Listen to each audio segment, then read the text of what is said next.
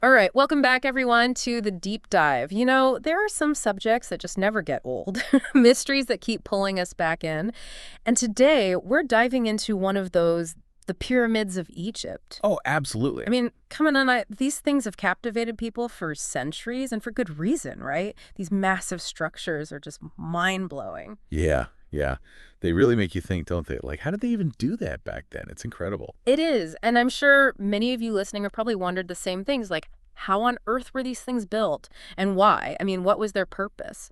Well, to tackle those questions, we're going to stick with what experts in archaeology and Egyptology, what they've actually found. Right, sticking to the facts. Exactly. We're not going to go down any rabbit holes of crazy theories today. That's good to me. No aliens, no hidden technology, just solid evidence-based explanations. So get ready, because we're about to unpack some serious aha moments. Looking forward to it. So let's jump right in. When we talk about the pyramids, the first question that pops into everyone's mind is, why? Why did the ancient Egyptians go through all that effort to build these colossal structures? Well, the most widely accepted explanation is that the pyramids served as tombs for the pharaohs. But not just any tombs, These were meant to be like grand cosmic gateways to the afterlife. Okay, tombs, that makes sense at a basic level, I guess. They are pretty huge, after all. Right, huge. But okay, aside from just their size, what actual evidence points to that conclusion? Well, for starters, archaeologists have found internal chambers inside many of the pyramids. And these chambers contain sarcophagi. Sarcophagi, meaning? Basically elaborate stone coffins specifically designed to hold a royal burial. Pretty much the ultimate resting place. Okay, so the physical evidence of burials is right there. Exactly. It's pretty hard to argue with that. Now, we all know that the ancient Egyptians had this incredibly complex belief system about the afterlife, right? So how did the pyramid structure itself fit into that whole picture? That's where it gets really interesting. See, the ancient Egyptians, they believed in eternal life. And the pharaoh, who was both a ruler and considered divine, played a huge role in maintaining this cosmic order, ensuring their own immortality and all that. So the pyramids weren't just about death, but about continuing on in some way. Exactly. It was all about ensuring the pharaoh's journey into the afterlife and securing their divine status among the stars. Stars? What do stars have to do with it? Well, this is super cool. The pyramids were actually aligned with specific stars, and this wasn't random. They did it on purpose because they believed those stars were the domain of the gods. Wow, so they were literally building these structures as pathways to the stars? It's amazing. Yeah, it's like the pyramids weren't just tombs. They were massive stairways to the gods, literally connecting the earthly realm with the celestial one, a way for the pharaoh to ascend and join the stars. That's just, I mean, the level of thought and planning that went into that is just incredible. And speaking of planning, how did they even pull off building these things? I mean, we're talking millions of huge stone blocks moved and placed with incredible precision. No cranes, no bulldozers, no power tools. It's almost impossible to imagine. It really is. It's one of the biggest questions, isn't it? But when you dig into the archaeological evidence and you consider how resourceful the ancient Egyptians were, well, you start to uncover this incredible story of human ingenuity and sheer willpower. I'm all ears. Okay, so one of the first things they had to figure out was how to get those massive stones.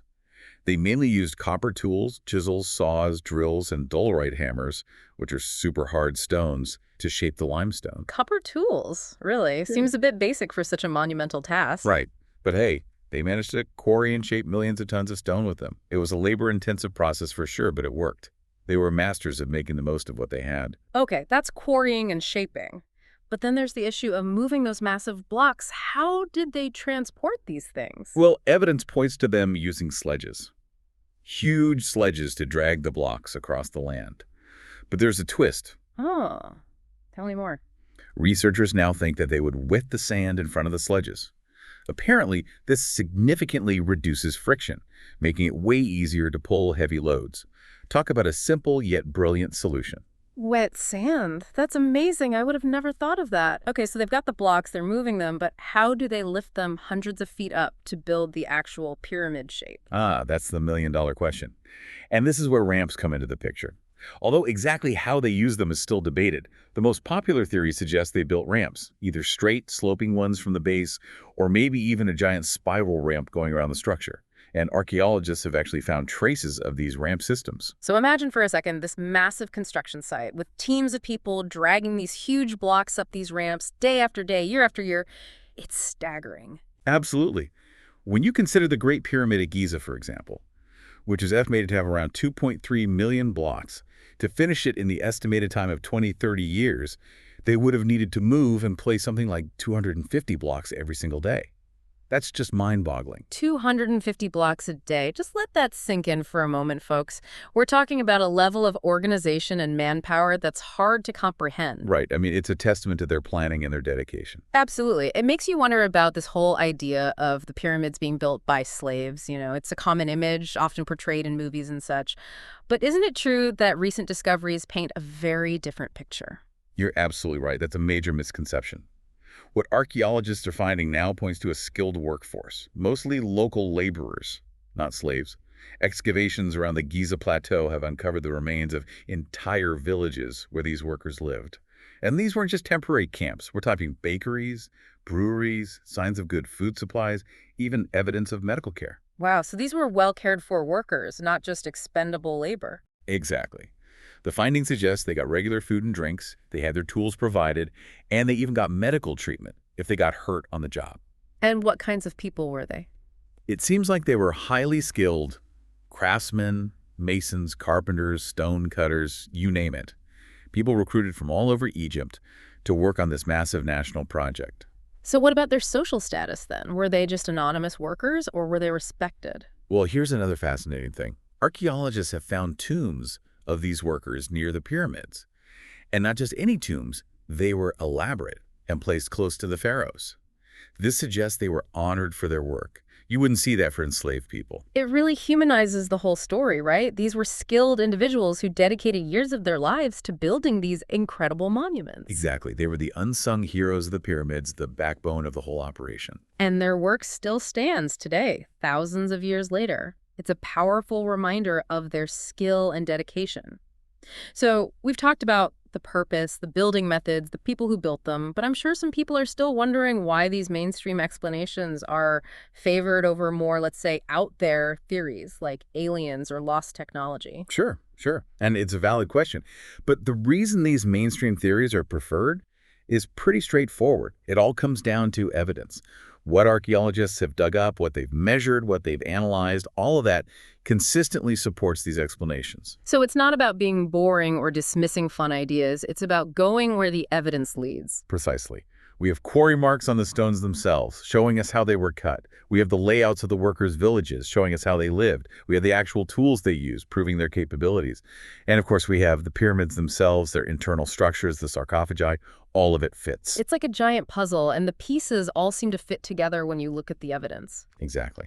And while the idea of aliens or super advanced technology is cool to think about, there's just no real evidence to back it up. No alien artifacts, no signs of machines beyond what the Egyptians could have built. So at the end of the day, it's about sticking with what we can actually prove, even if it's not as exciting as some of the alternative theories. Right. That's how science works, It's Yep. about following the evidence wherever it leads. Makes sense. So before we wrap up our deep dive today, any final takeaways you want to leave our listeners with? Sure. So here's the rundown. The pyramids were most likely built as elaborate tombs for the pharaohs. They were designed to be these incredible gateways to the afterlife, reflecting the Egyptians' deep beliefs about death and immortality. And they were built using surprisingly simple yet effective tools and techniques, like copper tools, sledges, and ramps, all orchestrated with incredible planning and precision. Oh, and let's not forget, the pyramids weren't built by slaves, but by a skilled, respected workforce. They were the real heroes of this story. Yeah. Their hard work and ingenuity created something that still amazes us today. It's a reminder that humans have always been capable of incredible things. Couldn't agree more. And that even without modern technology, you can achieve amazing feats with determination, planning, and teamwork. These structures have stood for thousands of years. It makes you wonder, right? What other seemingly impossible things did ancient civilizations accomplish that we're just starting to understand or maybe haven't even discovered yet? It really leaves you with a sense of awe and a newfound respect for human potential, doesn't it? Absolutely. And that's why we keep exploring, keep digging, keep learning. Exactly. The past is full of incredible stories waiting to be uncovered. Thanks for joining us on this deep dive today, everyone. My pleasure. Always a joy to talk about these fascinating structures. And until next time, keep those minds curious and keep exploring.